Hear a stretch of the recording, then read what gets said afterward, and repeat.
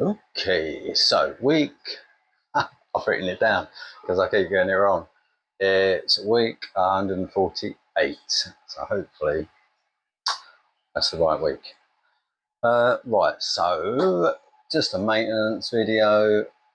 Or when I left the last one, I said the light was not working. I've got no idea why. I unplugged the power, plugged it back in. It's working fine. Seems to be okay. I've checked on the Mobius app, make sure there's no firmware updates, and there isn't. So I don't know why that went off. I don't know whether they overheat sometimes. Maybe I've got a cut off on them. I've got no idea. I'm clutching at straws. So anyway, so the light's working, all good. So what has happened? I fixed my leak, so that's all good. So this salt mixing bin's all cleaned, fresh salt, pump's all good.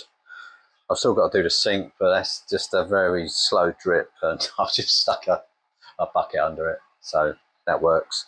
So I'm trying to think. So so my Kamoa pump, the peristaltic tubing in it went.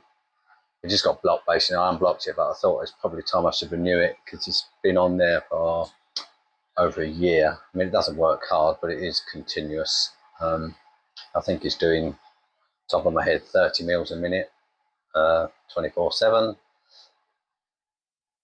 So I went to buy some, and I don't know why, but they only sell them in packs of 5, and it's £42 for a pack of 5 of those peristaltic tubes. And I don't consider myself to be tight when it comes to spending money, but I was like, I don't want to spend £42 on a bit of plastic tubing, to be honest. And I think this comes back, to be honest, it comes back to when I worked in Africa and run the lab out there. A lot of the equipment you couldn't get, obviously. You had to wait for it to come in from Europe or the States, and it would take, at the best scenario, it'd take weeks. Normally it'd take months. And so you kind of learn to fix things on the fly and use alternative methods. And so we use peristaltic pumps all the time, and we used to make our own tubing. So I came home actually from the shop. I didn't buy it, obviously. And I went on eBay and I bought the tubing, the zip ties, and the little connectors that I use. So there's only 3 components. I paid £20 and it's enough to make 10. So if I'd have bought 10, it would have cost me, what, £84.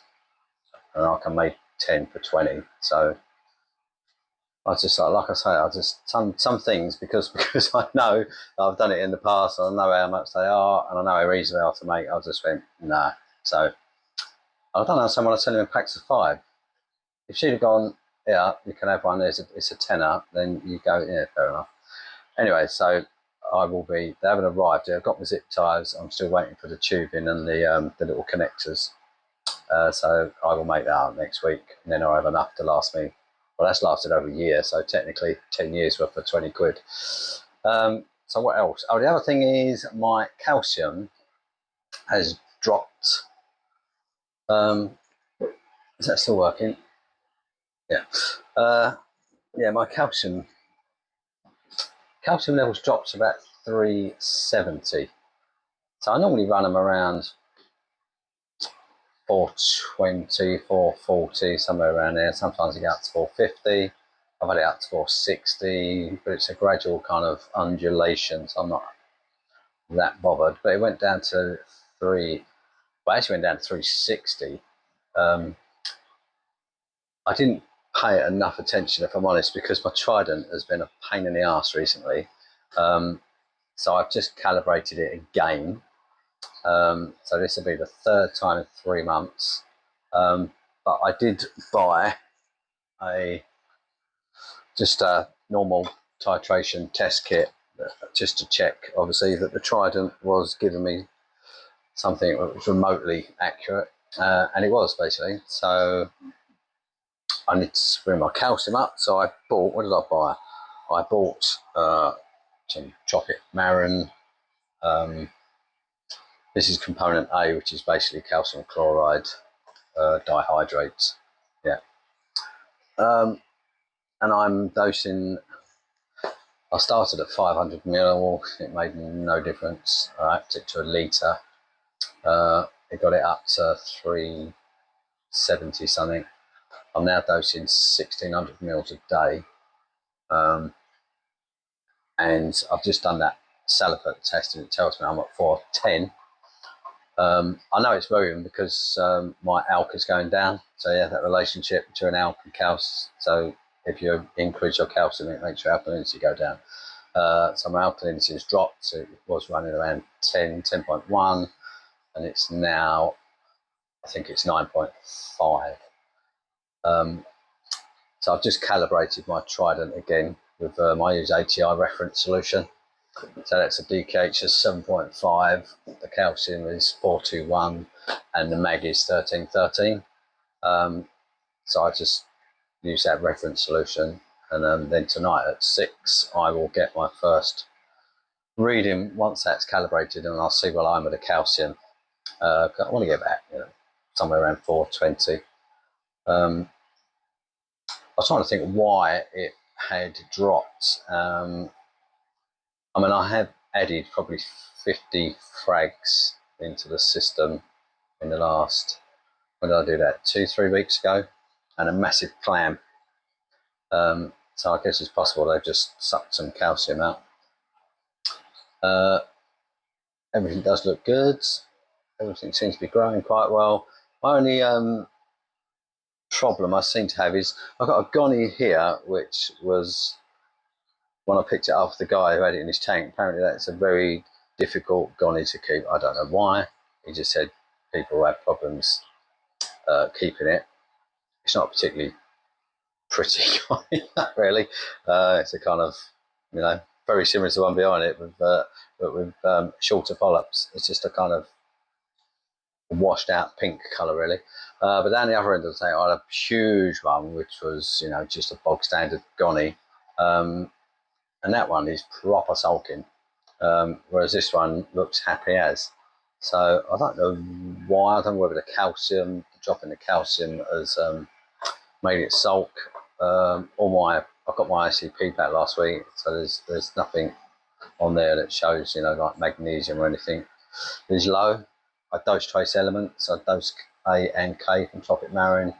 I think I do 38 mil a day of that, so that kind of covers all of the traces. So it's one of those things. Everything else looks fine. So I mean, it's quite possible. My powder blue loves a Gonny. He eats the polyps off the ends.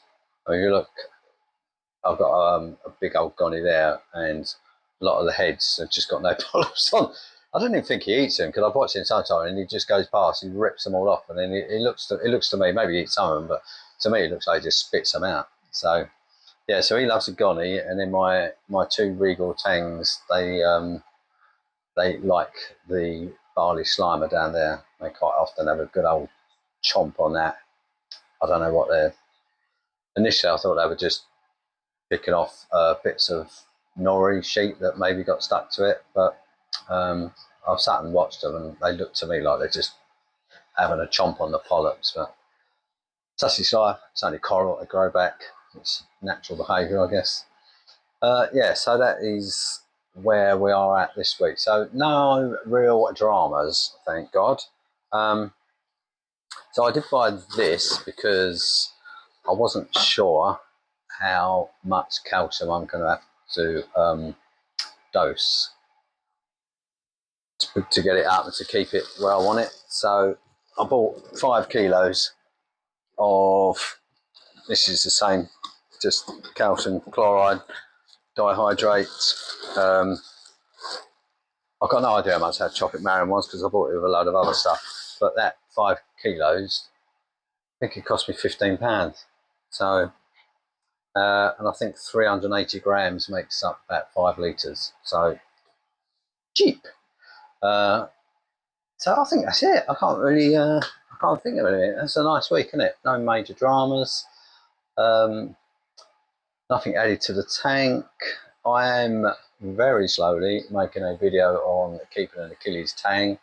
I thought it might be ready by now, but it's not, basically. Yes, I think that's it. I can't think of anything else. Oh, well, I'll tell you what I did. I also added some Raufoss because I checked my phosphate last week one day, and it said it. I'm not actually convinced it was right. I should have done another reading, but I was doing something else as well. But yeah, it came up at 0.3, which seemed particularly high to be honest. But I thought I'm going to chuck some Roa. I mean, I hate using Roa. Try not to use it if I can, but it's been in there for I think a week, 2 weeks maybe. I've literally just done a test and it's at 0.1.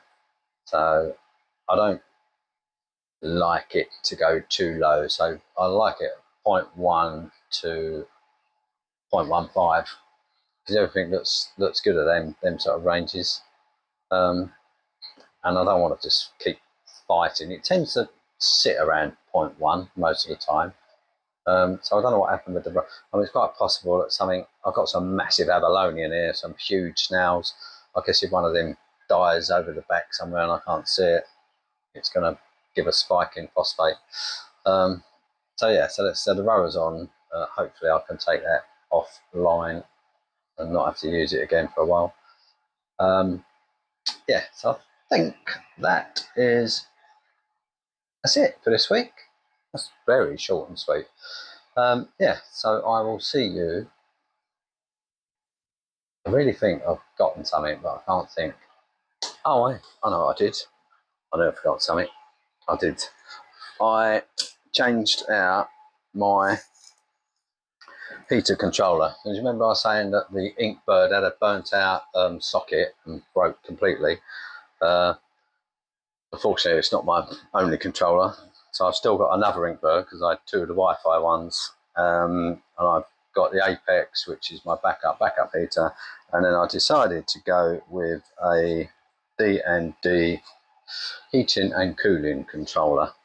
So the heating part is already in and working fine.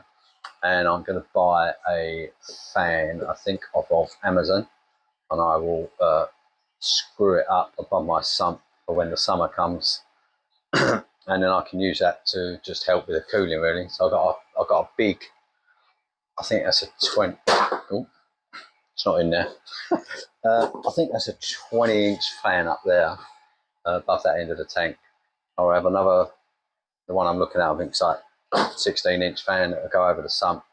And then I think this year I might put another 20-inch fan at this end of the tank,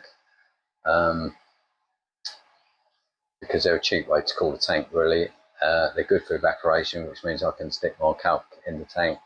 And it means that this aircon unit behind me hopefully will work a bit less because they're expensive to run, really. But at the end of the day, it gets hot in the summer now in the UK. So you need to take precautions against the tank overheating, really. Yeah, so that is it. I will see you in the next one.